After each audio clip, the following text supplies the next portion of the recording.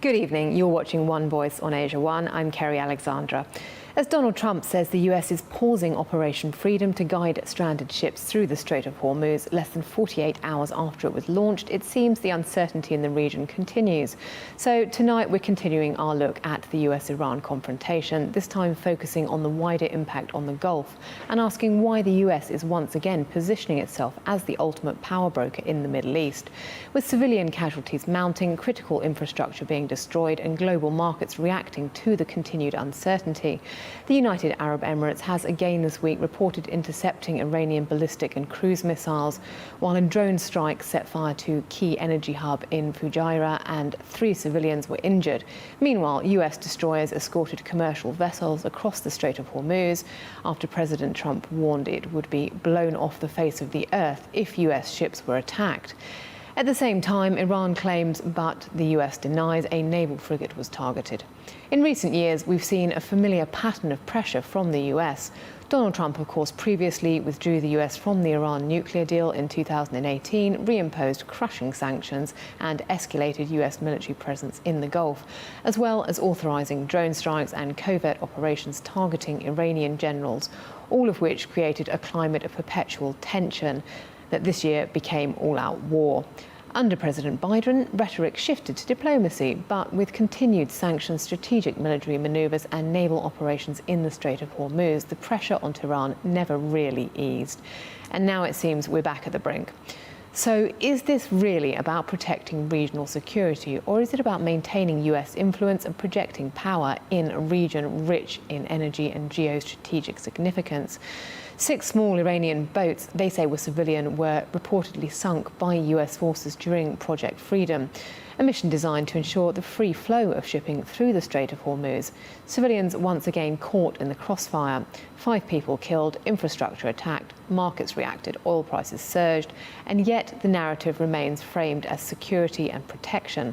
So tonight we're asking, are we witnessing genuine protection of global trade in an energy-rich region, or another chapter in the story of imperialism?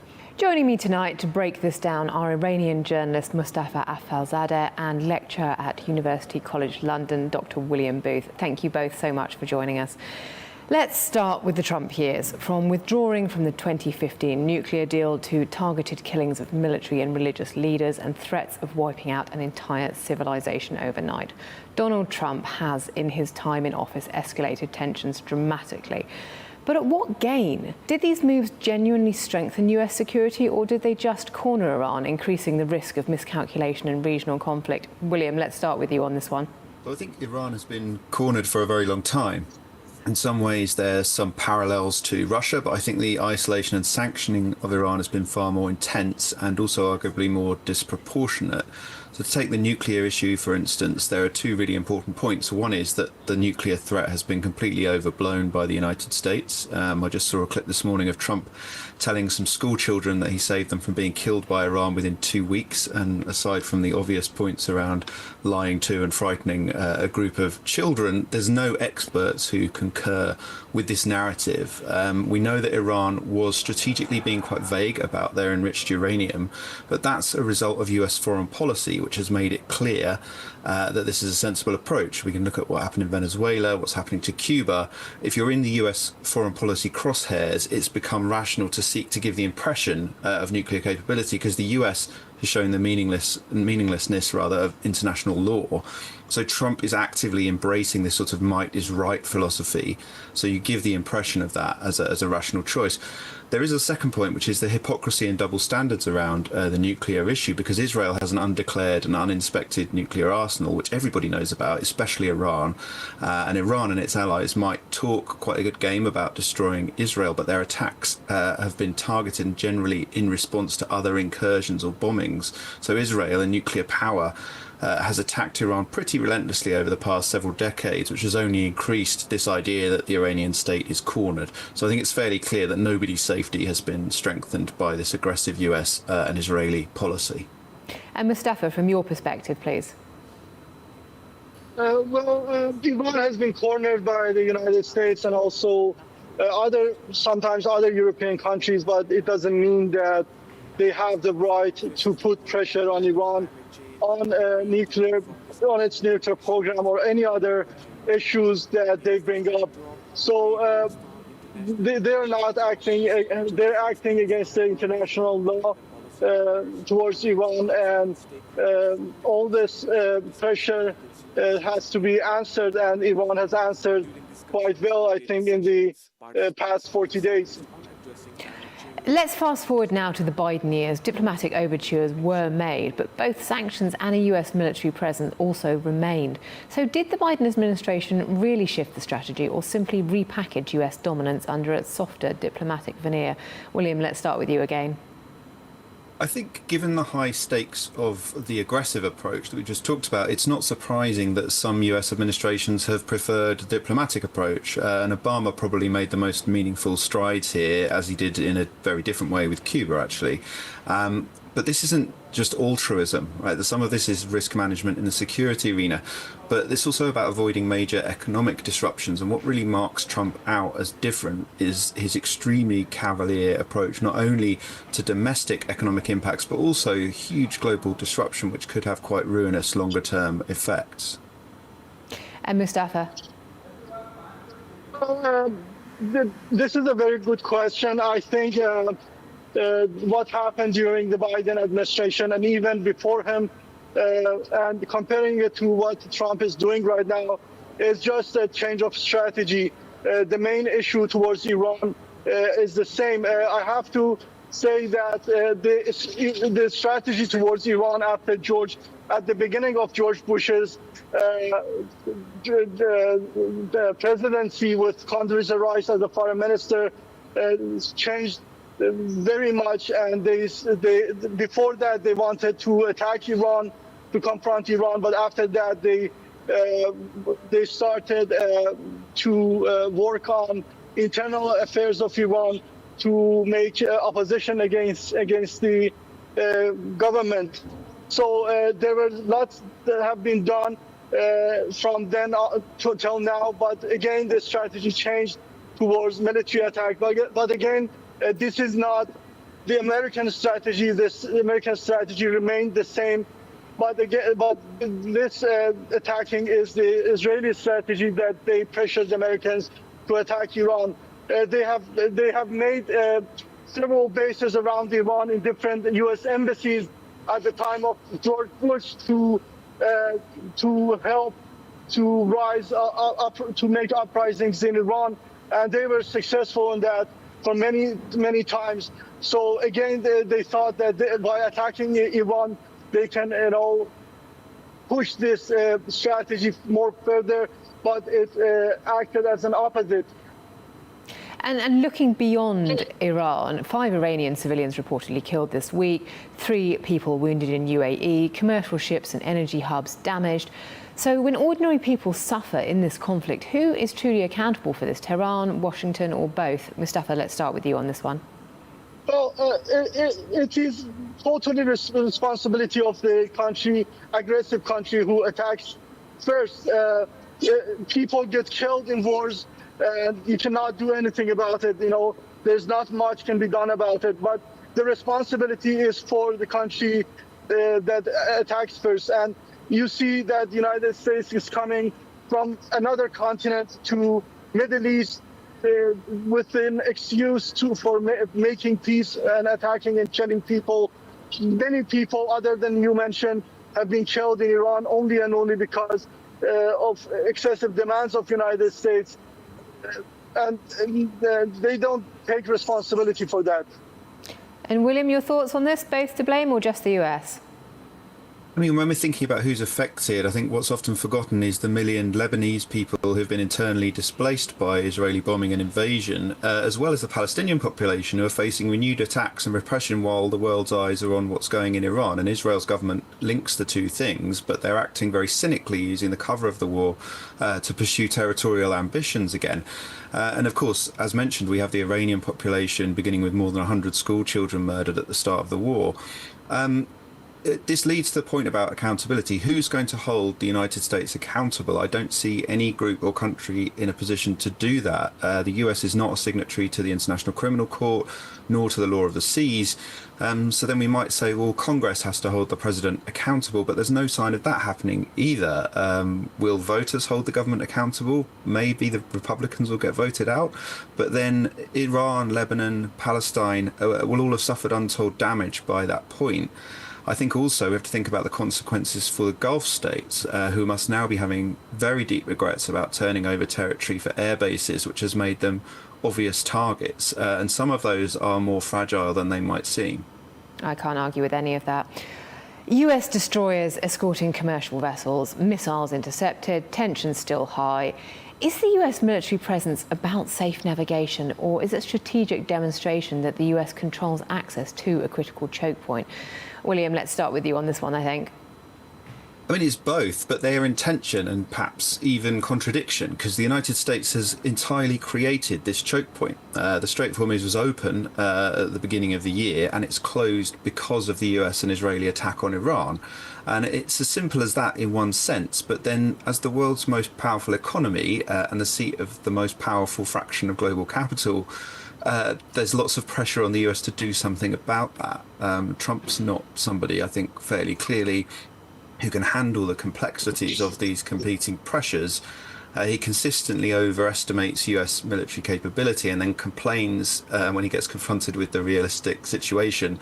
We've seen that with contradicting military accounts of events. We've seen that with Pete Hegseth firing dozens of top military officers. But also, I think more broadly, in Trump's willingness to disrupt supply chains. So we live in a phase of global capitalism which is painfully reliant on just-in-time delivery, just-in-time supply chains. And that's how we're eking out profits in what's quite a creaky system. But it only works if people don't keep breaking those chains. And so the longer-term effects of this conflict on fuel, on computer chip components, on fertilizers, could be genuinely catastrophic. But Trump's in a bind now because the government can't admit that they don't have the capability to militarily control all of these choke points and supply chains. So there'll have to be a reappraisal of priorities, but I don't think that's going to happen under this current president. And Mustafa, what do you think?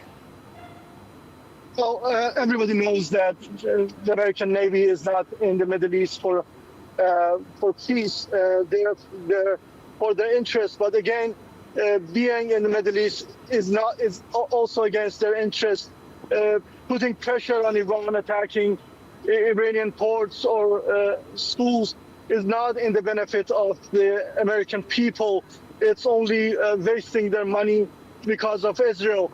So it's neither because of their interest or peace. It's because of a third party called Israel, and they're not going to be successful either for that. William, I think it was you that mentioned a little earlier, nobody's holding the US and Israel accountable. The UAE, the GCC countries, Canada, the UK and the EU have all condemned Iranian attacks in the Gulf. But as you say, the same level of scrutiny, it seems, isn't always applied to the US or Israeli strikes in the Gulf and also, as you say, in Lebanon and Gaza. So is this about protecting geopolitical interests and alliances regardless of the cost of the nations that fall outside of that scope? William, let's start with you. And I think it's really interesting on whose perspective we get these narratives, right? There's a reason why we read a lot of news media in English, we consume a lot of US products. The US has a huge cultural and social hegemony around the world. But when we look at votes in the UN, when we look at the opinions of people on the ground throughout the global south, and not only in the global south, actually in a lot of other countries, we can find a much more mixed picture. We saw, for instance, during the genocide in Gaza, that the majority of the world's population and most of the world's governments were vehemently opposed to Israel's actions. We've seen again the majority of the world's population and most governments, even some European governments, including Spain notably, have been very vocal about their opposition to US aggression, US imperialism. So there isn't only one narrative, but the US is in a position to push a very strong narrative. And of course, it holds that all-important UN veto. And that is such a key part of determining the acceptability in a very realist sense of its policies. And Mustafa, from an Iranian perspective, from your perspective? Well, condemning Iran's attacks. Let's see what countries have condemned Iran's attacks and why. European countries, Gulf Arab countries, they're getting benefits from United States on that. If they don't condemn Iran, there will be no more weapons, no more air defenses. You have to see why they're condemning and who is condemning Iran. Oil prices have jumped 5% again since the UAE strike this week. Markets have again wobbled. Ordinary people far and wide pay for the decisions made in Washington. So I have to ask, are these operations really fought for the strategic leverage over global energy markets and regional compliance? William, let's start with your thoughts. Well, Trump clearly has a fixation on the oil market, and I think it's quite interesting because it's one that isn't shared even by many leading oil companies. And we saw this with the lukewarm response he got to the invitation to invest heavily in Venezuela after Maduro's kidnapping. And I think that demonstrates an important fracture between the US state apparatus and Trump's policies and large segments of capital, which, all things being equal, would prefer more predictable, more measured global markets. I think we're also in a context of a historic period of reluctance on the part of businesses to invest in fixed capital, so plants, infrastructure, that sort of thing. And that goes back way back to 2008, the global financial crisis. And lots of these companies are still acting as if we're in an unusual or temporary situation rather than the new normal. So it's going to be harder and harder to persuade people to invest or even to be taxed when governments are losing power relative to these corporations. So Trump may have this vision of kicking out governments all over the world and sending in US companies to reap the benefits. But it's a different kind of global model now. As you said, I think both in the war and in its effects, we're seeing the same thing, which is a transfer of wealth into very few hands. So there's not many beneficiaries in this war. There's US and Russian oil companies, insurance firms, arms manufacturers. But it also shouldn't be forgotten that there's a few individuals who have clearly been insider trading based on information coming out of the US government. And Trump and those around him have been releasing key information over time, which doesn't necessarily turn out to be that meaningful at key moments. So the markets have been bouncing around, oil prices, stock markets bouncing around. But some people have also been making bets on Polymarket and all sorts of places, on peace processes, the movement of ships. So there are some people benefiting from this, but for most people it's uncertainty and higher prices. Mustafa, from your perspective, please. Well, despite the achievements Iran has had in this war, like controlling the Strait of Hormuz, like showing its power to the world and to the aggressive country, there are very few people benefiting from this war, and those people are not the actual people of the world. There are few people that they have achieved a lot of money through the information they had, and they're those people who Donald Trump. Many people have to reduce the spending electricity, food in European countries and America, but there are some little people that benefit from this. Hard to disagree that few people tend to benefit from war. So US actions have repeatedly over the years produced unintended consequences, escalation, civilian casualties, regional instability. So the current confrontation, is it the inevitable blowback from years of unilateral pressure, threats and strikes? Mustafa, let's start with you on this one. Well, this is not unwanted. This hasn't been unwanted. The US government has done this on purpose, but it didn't have the results that it was looking for. So I would have to disagree with you about saying that, there are many people suffering from what United States have said, and it's only because an imperialist country is trying to not even destroy its enemies, but also it's destroying its friends as well around the world. And William, your thoughts on this one? Yeah, I think it comes down to the definition of unintended, doesn't it? I mean, lots of these consequences are entirely predictable, but Trump fired a huge number of experts from the State Department who could have told him this.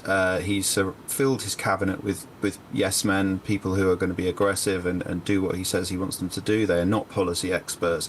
And a lot of the consequences of this are predictable, but we can draw an analogy with US behavior in the past. So that, the US destabilized Central America massively in the 1980s by supporting counter-revolution by supporting genocide, even in Guatemala, and then suddenly has a migrant crisis and wants to deal with that in a way that doesn't ever acknowledge the consequences of its own actions. And we see this time and again with the US, not only with the US, this is also true of the UK, where I live, where there isn't a national tradition of considering the consequences of our actions as a nation. But I think there is a distinction, as I say, between unintended consequences, but these are things that are predictable. I think you make a fair point. Yes, they are fairly predictable. So what's the end game here? Is the aim containment, negotiation, leverage, or projecting imperial power, do you think, then? And can this aggressive approach ever really produce stability, as they claim they're trying to do? Mustafa, let's start with you again on this one. Well, my belief, I've worked on this issue for 15 years, that regarding Iran, and U.S. aggression towards Iran, they have a bigger plan to regime change and destroy Iran. And so the different presidents come and go with different strategies, but the main aim still remains the same. I don't see, I would see that maybe, they would come to a conclusion to end this current war. But again, this instability in the region and, of course, Iran would remain, because the bigger aim of the United States and Israel remains the same. And William? I mean, there may be a move towards containment, but again, this is where the unintended consequences happen, because we think about what happened in Afghanistan and the unraveling of years of relative stability in various parts of West Asia. I think a lot of it is about projecting imperial power. Some of it is Trump, thinking that he's this master businessman and negotiating, but that has huge real-world consequences that he should think through a lot more.